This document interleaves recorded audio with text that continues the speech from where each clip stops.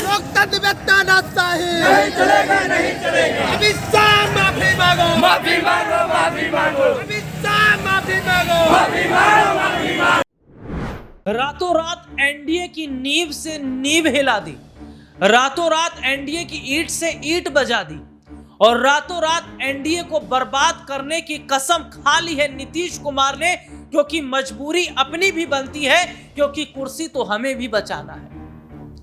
और नीतीश कुमार को अगर अपनी कुर्सी बचाना है फिर तो एनडीए का साथ छोड़ना पड़ेगा। नमस्कार, मैं हूं राहुल शर्मा और आप देख रहे हैं आज की सबसे बड़ी खबर। और क्यों नीतीश कुमार को लेकर ये खबरें आने लग गई हैं कि अब एनडीए का साथ नीतीश छोड़ देंगे और एनडीए से अलग नीतीश कुमार अब आरजेडी के साथ जाते नजर आ रहे हैं। और कैसे नीतीश कुमार के एक बड़े फैसले से केंद्र की सरकार धराशायी हो जाएगी।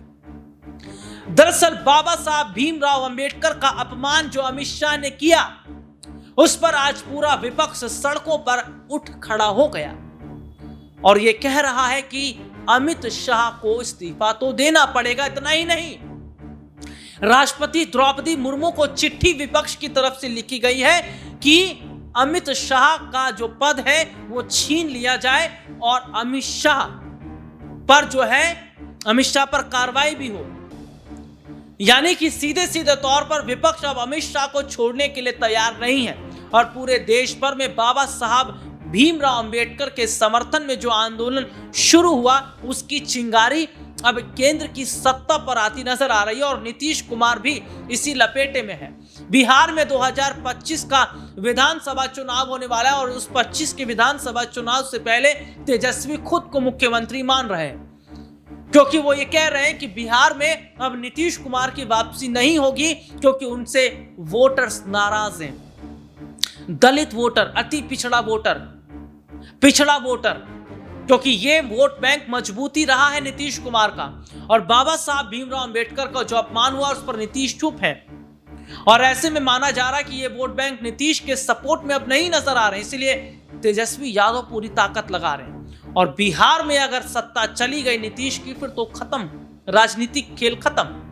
और सत्ता बचाना है तो अब एनडीए से अलग होना पड़ेगा, क्योंकि अमित शाह माफी मांगने को तैयार नहीं, पद छोड़ने को तैयार नहीं, तो अगला बड़ा कदम नीतीश को ही उठाना पड़ेगा।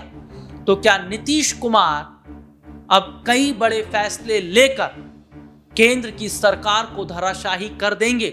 और क्या एनडीए की नींव हिलाने की पूरी तैयारी नीतीश ने कर दी है? इसीलिए प्रधानमंत्री नरेंद्र मोदी की टेंशन और बढ़ती नजर आ रही है।